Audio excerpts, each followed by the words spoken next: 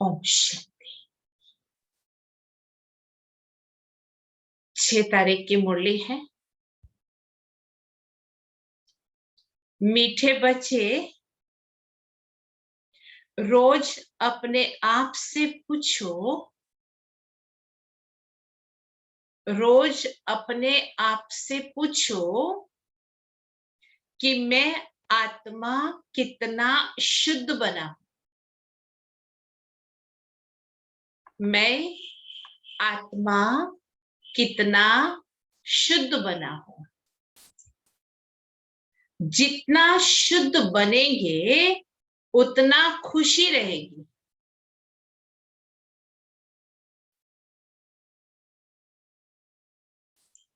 जितना शुद्ध बनेंगे उतना खुशी रहेगी। सेवा करने का उमंग आएगा।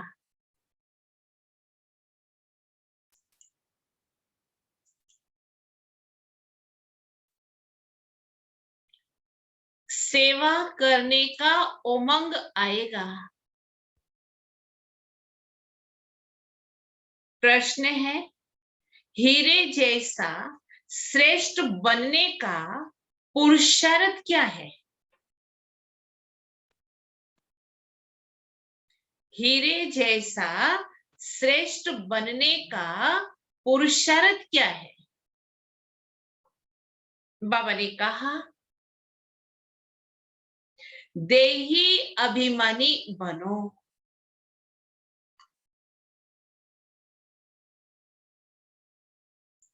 देही अभिमानी बनो। शरीर में जरा भी मोह ना रहे।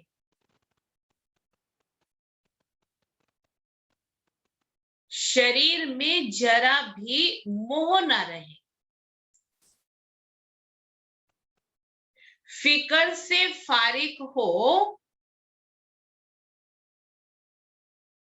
एक बाबा की याद में रहो।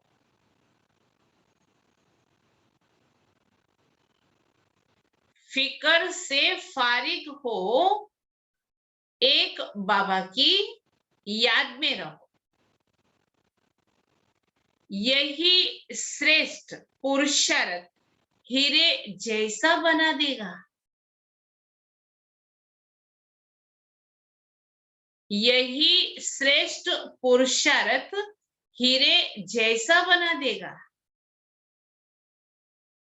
अगर देह अभिमान है तो समझो अवस्था कच्ची है।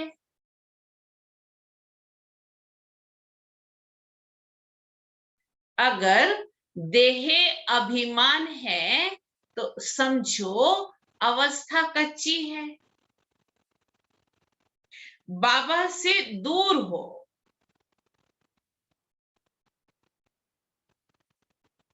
बाबा से दूर हो।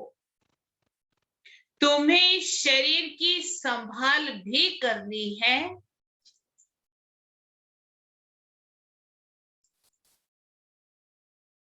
तुम्हें इस शरीर की संभाल भी करनी है,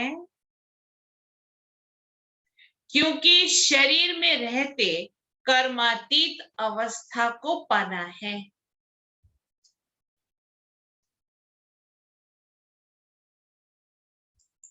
क्योंकि इस शरीर में रहते कर्मातीत अवस्था को पाना है। गीत है, मुखड़ा देख ले प्राणी जरा दर्पण में। ओम शांति। बाप बच्चों को समझाते हैं कि जिसके योग बल से पाप कटते हैं उनको खुशी का, जिसके योग बल से पाप कटते हैं उनकी निशानी बताई, उनको खुशी का पारा चढ़ जाता है। उनको खुशी का पारा चढ़ जाता है। अपनी अवस्था को आपे ही बच्चे जान सकते हैं।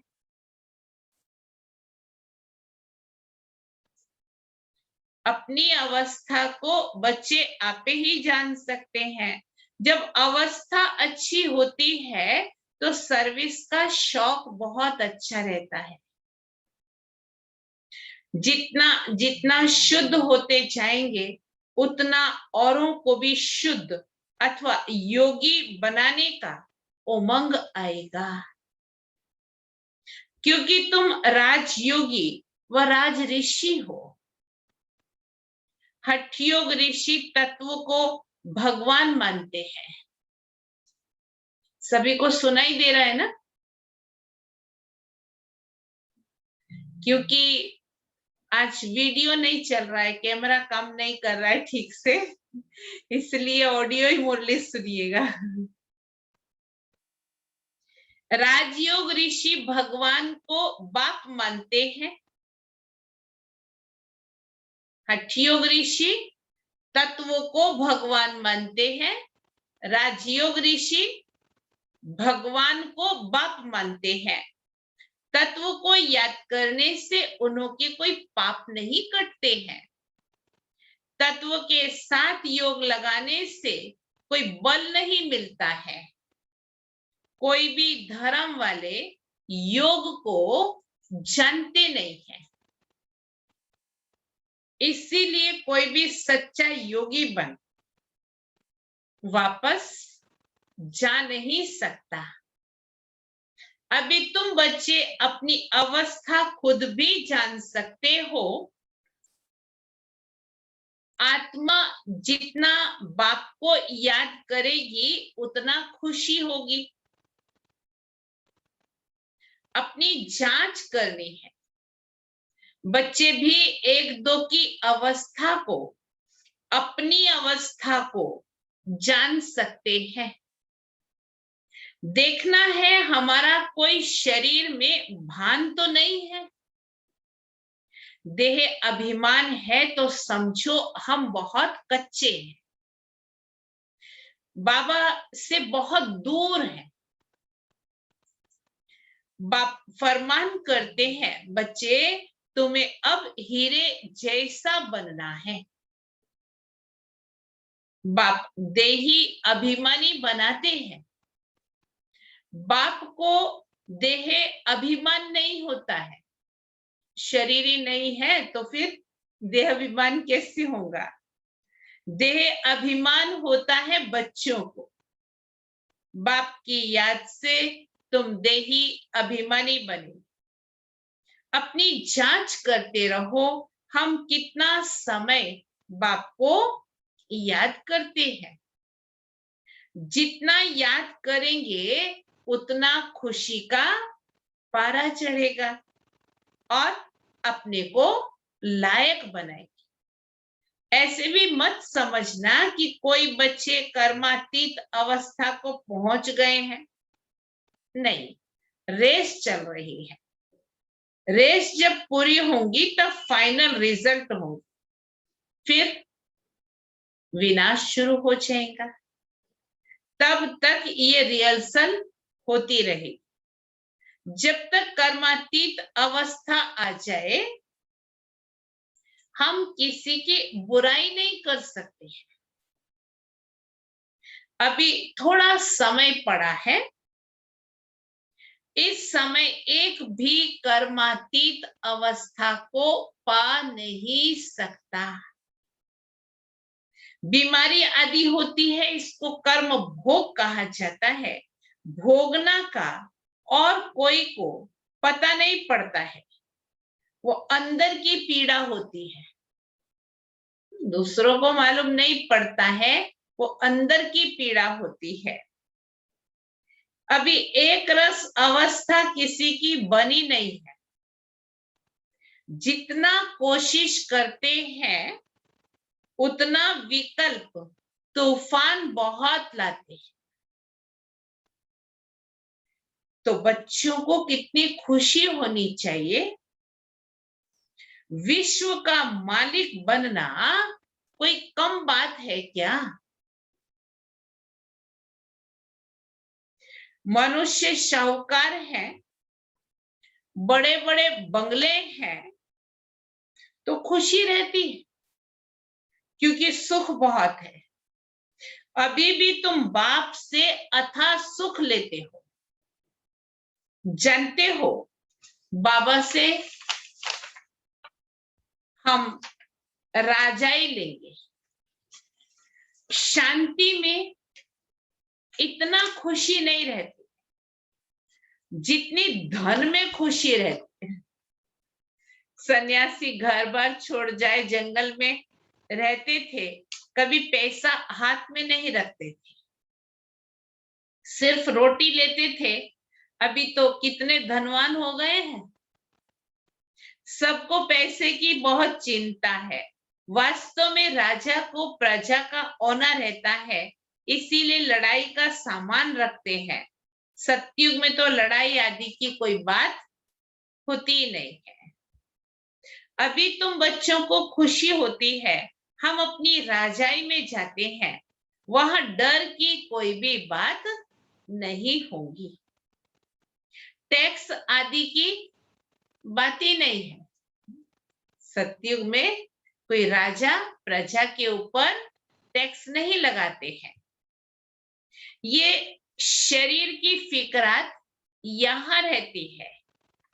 गाया जाता है, फिकर से फारिग किंदा स्वामी सतगुरु। तुम जानते हो, फिकर से फारिग होने के लिए अभी हम कितना पुरुषार्थ करते हैं।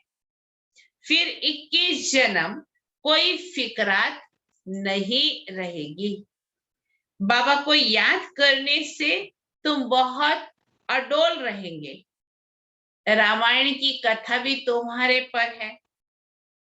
तुम ही महावीर बनते हो। आत्मा कहती है, हमको रावण हिला नहीं सकता। वो अवस्था पिछाड़ी को आएंगी। अभी तो कोई भी हिल जाएंगे, फिकरात रहेगी।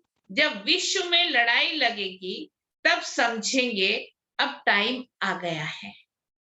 जितना बाप को याद करने का पुरुषार्थ करेंगे उतना फायदा होगा। पुरुषार्थ करने का समय ही अभी है, फिर तो विनाश की धूमधाम होगी। कैसी धूमधाम? बाबा ने कहा, जैसे कि कोई उत्सव होता है ना, ऐसे बाबा कह रहे हैं विनाश की धूमधाम होंगी। अभी तो शरीर में भी मोह रहता है ना, बाबा खुद कहते हैं शरीर की संभाल रखो, अंतिम शरीर है, इसमें ही पुरुषार्थ कर कर्मातीत अवस्था को पाना है। जीते रहेंगे, बाप को याद करते रहेंगे। बाप समझाते हैं बच्चे जीते रहो, जितना जिएंगे उतना बाप को याद कर ऊंच वर्षा लेंगे।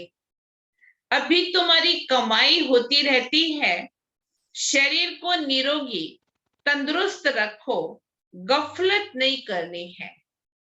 खान पान की संभाल रखेंगे तो कुछ नहीं होगा। शुद्ध सात्विक भोजन खाएंगे और ऐसा रजोगुणी भोजन नहीं खाएंगे तो बाबा ने कहा कुछ नहीं होगा। एक रस चलन से शरीर भी तंदुरुस्त रहेगा। ये अमूल्य तन है, इसमें पुरुषार्थ कर देवी देवता बनते हो।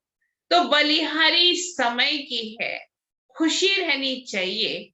जितना बाप और वर्षे को याद करेंगे उतना नारायणी नशा चढ़ा रहेगा। बाप की याद से ही तुम ऊंच से ऊंच पद पाएंगे। देखना है हम कितना खुशी में रहते हैं, कितना फखुर में रहते हैं। गरीबों को तो और ही खुशी रहनी चाहिए, शाहूकारों को तो धन का फिक्र रहता है, तुम्हारे में कुमारियों को तो कोई फिक्र नहीं है।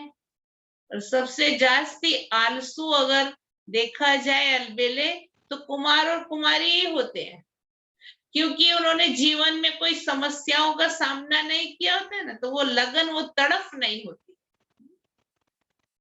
हाँ, कोई के मित्र संबंधी गरीब है तो संभाल करनी पड़ती है, नौकरी करनी पड़ती है, वो एक अलग चीज है कि भाई जवाबदारी है, कोई कमाने वाला नहीं है, उसी के ऊपर पूरा आधार है। बाकी अपनी मर्जी से करना वो अपनी कमजोरी है। जगाते भी रहना है, अगर नहीं जगते हैं तो फिर कहां तक मदद करते रहेंगे। बाबा कहते हैं ना, तुम सर्विसेबल खुद बनो, व स्त्री को रूहानी सर्विस में दो। कुमार कुमारी की तो बात अलग, लेकिन पहले तो बाबा युगलों में से भी कहते थे अपनी युगल को सेवा में लगा दो, और लगे हैं, बहुत लगे हैं। तुम हो बाबा के मददगार। मदद तो सबको चाहिए ना, अकेला बाप भी क्या करेगा। कितनों को मंत्र दे, हम तुमको देते हैं, तुमको फिर औरों को देना है। बाबा डिमांड कर रहा है, वांटेड निकाल रहा है, लेकिन जो उस अवसर को ले ले और जो सोचता ही रह जाए वो रह ही जाएगा। कलम लगाना है, बच्चों को कहते रहते हैं जितना हो सके मददगार बन, मंत्र देते जाओ। तुम्हारे शास्त्रों में भी है कि सबको पैगाम दिया था कि बाप आए हैं, वर्षा लेना है तो बाप को याद करो। देहधारियों को याद नहीं करो, अपने को आत्मा समझ। बाप को याद करेंगे तो तुम्हारे विकर्म विनाश होंगे और वर्षा मिल जाएगा। गीता तो बहुत सुनाते रहते हैं, उसमें भी प्रसिद्ध होते हैं। अक्षर ही है मन मना भाव। बाप को याद करो तो मुक्ति को पाएंगे। सन्यासी भी यह पसंद करेंगे। मध्याजी भाव अर्थात जीवन मुक्ति। बच्चे बाप के बनते हैं तो बाप कहते हैं बच्चे तुम्हारी आत्मा पतित है, पतित चल नहीं सकेगी, ये समझने की बातें हैं। तुम भारतवासी सतो प्रधान थे, तमो प्रधान बने, अब फिर सतो प्रधान बनना है। तो बाप कहते हैं पुरुषार्थ करो तो ऊंच पद मिलेगा। भक्ति तो जन्म जन्मांतर करते आए हो, तुम जानते हो। पहले पहले अव्यभिचारी भक्ति शुरू हुई, अभी कितनी व्यभिचारी भक्ति है। शरीर की भी पूजा करते हैं, वह है भूत पूजा। बाबा कहते 5 तत्वों का बना है ना शरीर, पंच महाभूत कहते हैं। इसलिए शरीर की पूजा माना भूत की पूजा। देवताएं फिर भी पवित्र हैं, परंतु इस समय तो सब तमो प्रधान है, तो पूजा भी तमो प्रधान होती जाती है। अभी बाप को याद करना है, भक्ति का अक्षर कोई नहीं बोलना है। भक्ति में क्या बोलते थे? हाय राम, हे भगवान, ये अक्षर नहीं बोलने हैं। ऐसे कोई पुकार नहीं करनी। जो सामने होता है, जो समीप होता है, उसको कोई पुकारते थोड़ी है। पुकारते तो उसको है, जो दूर होता है उसको जोर से आवाज लगाते। बाजू में कोई बैठे तो जोर से आवाज लगाएंगे तो दूसरे कहेंगे इसको हुआ क्या। तो बाबा ने कहा इसमें भी उच्चारण करने की बात नहीं है। ओम शांति भी घड़ी घड़ी नहीं कहना है। शांति माना अहम आत्मा शांत स्वरूप है, सो तो है ही, इसमें बोलने की भी बात नहीं रहती है। दूसरे कोई मनुष्य को कहेंगे ओम शांति, वो तो अर्थ जरा भी नहीं समझेंगे। वो लोग तो ओम की बड़ी बड़ी महिमा करते हैं, तुम तो अर्थ समझते हो कि ओम शांति कहना भी फालतू है। हाँ, एक दो से ऐसे पूछ सकते हो, शिव बाबा याद है, जैसे हम भी बच्ची से पूछता हूँ ये किसका श्रृंगार करती हो, बोलती है शिव बाबा के रथ का। लच्छू दादी बाबा की संभाल रखती थी ना। यह शिव बाबा का रथ है ना, जैसे हुसैन का रथ होता है, घोड़े को श्रृंगार करते हैं, घोड़े का अर्थ नहीं समझते हैं। धर्म स्थापन करने वाले जो आते हैं उनकी आत्मा पवित्र होती है। पुरानी पतित आत्मा अब बाप की याद से पावन बन रही है। तुमको बाप पावन बनाते हैं। वो लोग भक्ति मार्ग में बहुत श्रृंगार आदि करते हैं, यहाँ श्रृंगार पसंद नहीं करते। बाप कितना निरअहंकारी है, खुद कहते हैं हम बहुत जन्मों के अंत के भी अंत में आता हूं। पहले सतयुग में होगा श्री नारायण, श्री लक्ष्मी से भी पहले श्री नारायण आएगा। वह तो बड़ा होगा, इसीलिए कृष्ण का नाम गाया हुआ है। नारायण से भी कृष्ण की महिमा जास्ती है। कृष्ण की ही जन्माष्टमी मनाते हैं, नारायण का बर्थडे नहीं मनाते हैं। ये कोई जानते ही नहीं है कि श्री कृष्ण सो फिर श्री नारायण बनते हैं। नाम तो बचपन का ही चलेगा, फलाने ने जन्म लिया, उसका बर्थडे मनाते हैं, इसीलिए कृष्ण का ही मनाते। नारायण का किसी को पता ही नहीं है। तो पहले पहले शिव जयंती, फिर है कृष्ण जयंती, फिर है राम की जयंती। शिव के साथ गीता का भी जन्म होता है। शिव बाबा आते ही हैं, वह जन्मों के भी अंत के जन्म में। बुजुर्ग अनुभवी रथ में ही आते हैं, कितना अच्छा समझाया हुआ है, तो भी किसी की बुद्धि में बैठता नहीं है। तो बाप कहते हैं ये ज्ञान प्राय लोप हो जाता है, जब मैं आकर सुनाऊं तब तुम भी सुना सकते हो। अभी तुम बच्चे जानते हो हम भविष्य में एक्यूरेट यह बनेंगे, है ना, देवी देवता बनेंगे। बाबा ने 2-3 प्रकार के साक्षात्कार कराए थे। यह बनूंगा, ताज वाला बनूंगा, पगड़ी वाला बनूंगा, 2-4 राजाई के जन्मों का साक्षात्कार किया था। अभी तुम समझ सकते हो इन बातों को दुनिया में और कोई समझ नहीं सकते। हाँ, इतना समझते हैं अच्छा कर्म करेंगे तो अच्छा जन्म मिलेगा। अभी तुम पुरुषार्थ ही भविष्य के लिए कर रहे हो, नर से नारायण बनने का। तुम जानते हो हम यह पद पाएंगे, ये खुशी जास्ती उनको रहेगी जो कर्मातीत अवस्था को पाने का पुरुषार्थ करते रहते हैं। कहते हैं बाबा हम तो मम्मा बाबा को फॉलो करेंगे, तब तो तख्त पर बैठ सकेंगे। ये भी समझ चाहिए ना।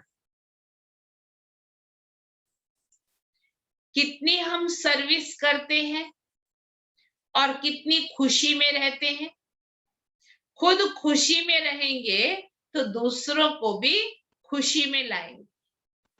अंदर कोई खराबी होंगी तो दिल खाती रहेगी। कोई कोई आकर कहते हैं बाबा हमारे में क्रोध बहुत है, ये भूत है हमारे। फिक्र की बात हुई ना। भूत को रहने नहीं देना चाहिए। क्रोध क्यों करे? प्यार से समझाना होता।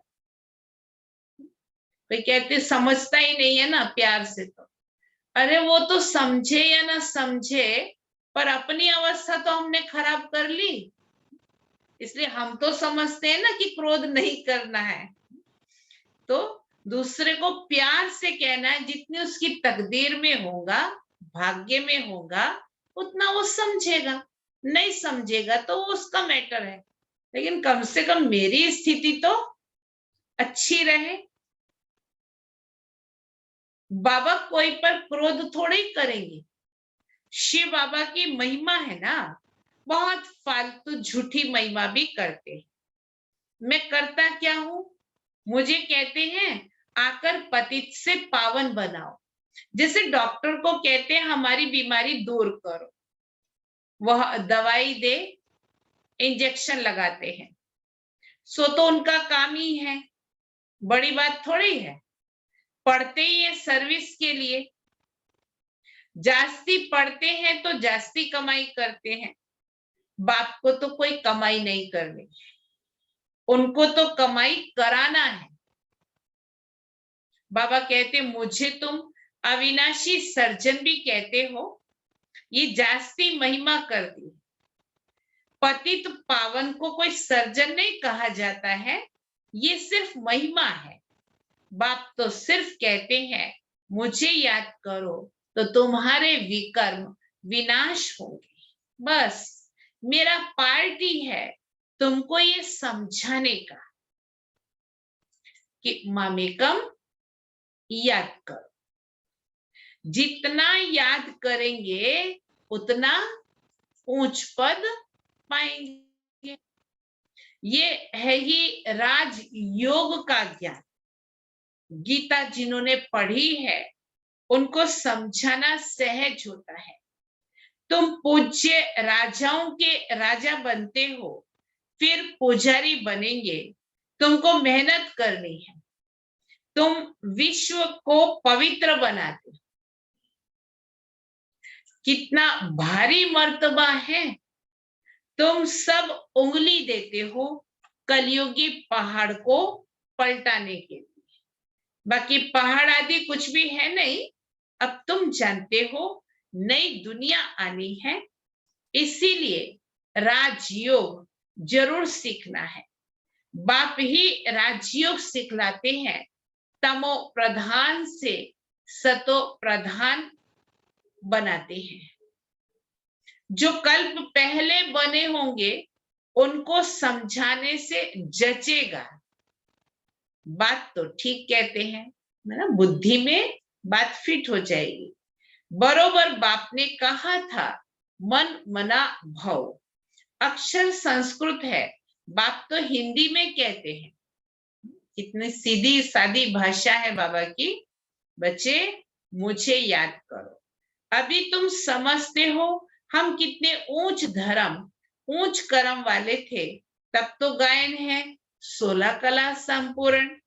अब फिर ऐसा बनना है, अपने को देखना है कहां तक हम सतो प्रधान बने हैं, पावन बने हैं, कहां तक नरकवासियों को स्वर्गवासी बनाने की सेवा करते हैं। अच्छा, मीठे मीठे सिकिलदे बच्चों प्रति मात पिता बाप दादा का याद प्यार और गुड मॉर्निंग। रूहानी बाप की रूहानी बच्चों को नमस्ते। हम रूहानी बच्चों की रूहानी बाप को याद प्यार, गुड मॉर्निंग और नमस्ते। धारणा के लिए मुख्य सार है, बाप समान निरअहंकारी बनना है। बाप समान निरअहंकारी बनना है। इस शरीर की संभाल करते हुए शिव बाबा को याद करना है। इस शरीर की संभाल करते हुए शिव बाबा को याद करना है। रूहानी सर्विस में बाप का मददगार बनना है।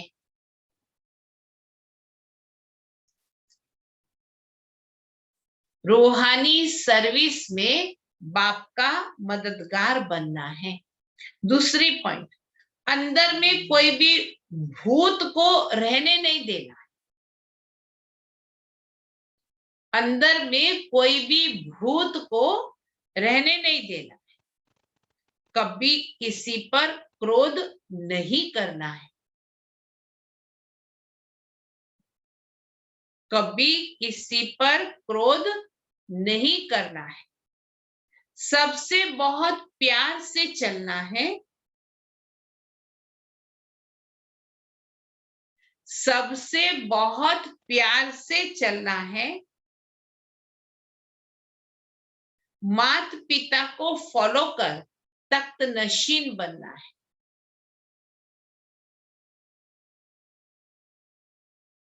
माता पिता को फॉलो कर तख्त नशीन बनना है। वरदान, सहन शक्ति की विशेषता द्वारा सहन शक्ति की विशेषता द्वारा दूसरे के संस्कारों को परिवर्तन करने वाले दूसरे के संस्कारों को परिवर्तन करने वाले दृढ़ संकल्प धारी। डिफिकल्ट सब्जेक्ट है, लेकिन बाबा कहते हैं तो जरूर हो सकता है, पॉसिबल है। जैसे ब्रह्मा बाप ने ज्ञानी और अज्ञानी आत्माओं द्वारा इंसल्ट सहन कर, ब्रह्मा बाप ने ज्ञानी और अज्ञानी, चलो अज्ञानियों को तो समझे कि वो समझते ही नहीं थे, लेकिन कई ज्ञानी भी बाबा की बरोबरी करते थे। शिव बाबा कहते ना ये भी स्टूडेंट है, तो कहते वो भी ये भी स्टूडेंट ही है ना, तो अपने आप को सुपर समझते थे बाबा से। कोई कोई ऐसी भी आत्माएं यज्ञ में थी। जैसे ब्रह्मा बाप ने ज्ञानी और अज्ञानी आत्माओं द्वारा इंसल्ट सहन कर उसे परिवर्तन किया, तो फॉलो फादर। बाबा ने कभी उनके ऊपर गुस्सा नहीं किया या फिर उनको यज्ञ से निकाल दें, ऐसा भी नहीं सोचा।